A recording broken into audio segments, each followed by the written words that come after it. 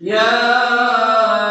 أيها المزمل قم الليل إلا قليلا نصفه أو انقص منه قليلا أو زد عليه ورتل القرآن ترتيلا إنا سنلقي عليك قولا ثقيلا إن ناشئة الليل هي أشد وطئا وأقوم قيلا إن لك في النهار سبحا طويلا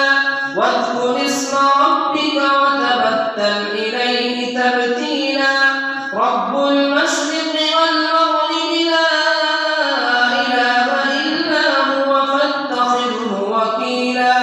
واصبر على ما يقولون واهجرهم هجرا جميلا وذرني والمكذبين أولي النعمة ومهلهم قليلا إن لدينا أنكالا وجحيما وطعاما ذا غصة وعذابا أليما يوم ترجف الأرض والجبال وكانت الجبال كثيبا